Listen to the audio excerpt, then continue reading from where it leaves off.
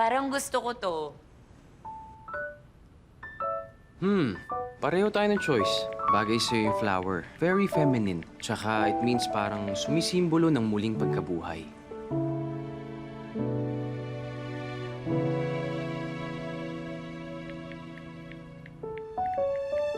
Aba, ilang araw pa lang kayong break, may nagpapangiti na agad sa'yo? Uy, hindi walang ganun. Yung tattoo artist ko to, pinag-uusapan namin yung design na gagawin dun sa pag-cover up. Ah, ayun. Kilala kaya kita, apakabilis mong ma-fall, no? Patingin nga, patingin.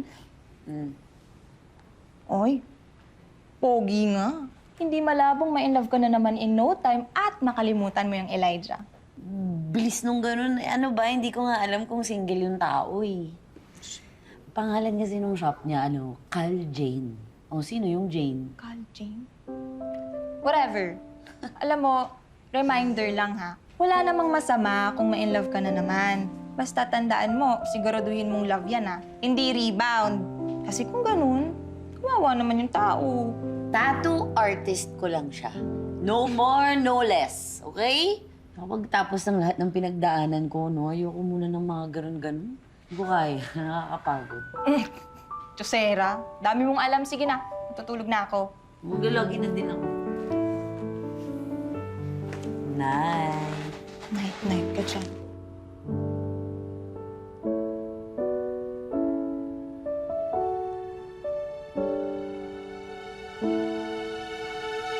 Akala ko ba hindi mo type? Akala ko ba matutulog ka na?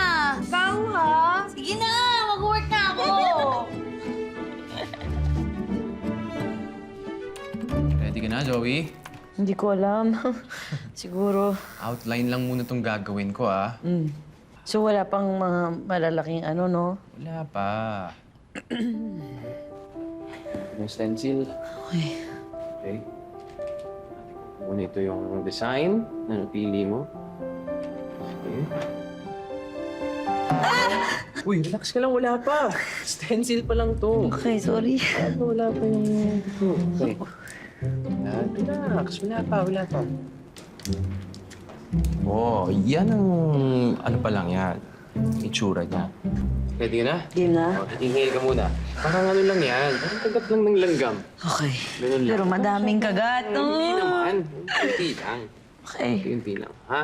Okay. Relax ka lang. Dito lang ako. Ito na, mag-start na tayo. Wala ko ng ink. Ako. Teka.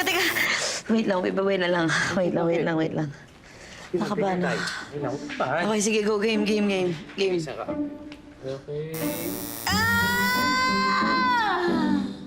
Uy, Joey! Uy, huwag kang magbiro. Joey! Shh! Joey, hello! Uy! Uy, Joey! Gising!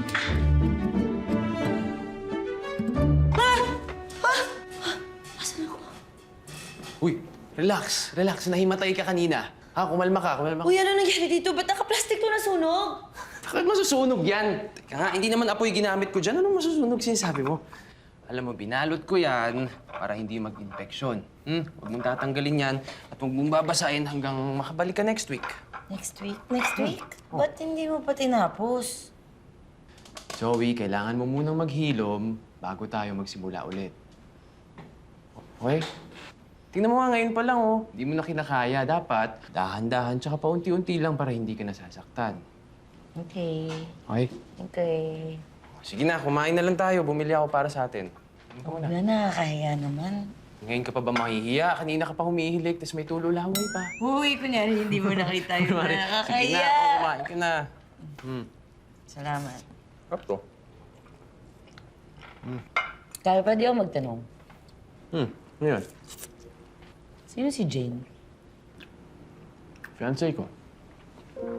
Fiancé? Pero 3 years ago, wala na siya. Nabunggo siya ng isang reckless driver eh. Habang tumatawid. Sorry. Dapat di ko na tinanong. Okay lang yun. Alam mo, dami nga nagsasabi sa akin na mag-move on na daw ako. Pero paano? 7 years din kami noon eh. Kasal na lang ang kulang. Di naman ganun kadaling burahin ng isang taong nakatatak na sa puso mo. Sabi mo nga, di ba, baka Di naman kailangan burahin. Pwede mo naman i-cover up. Baka kailangan mo lang makahanap ng tamang tao na guguhit ng bagong art sa puso mo. Sana nga, makilala ko na siya.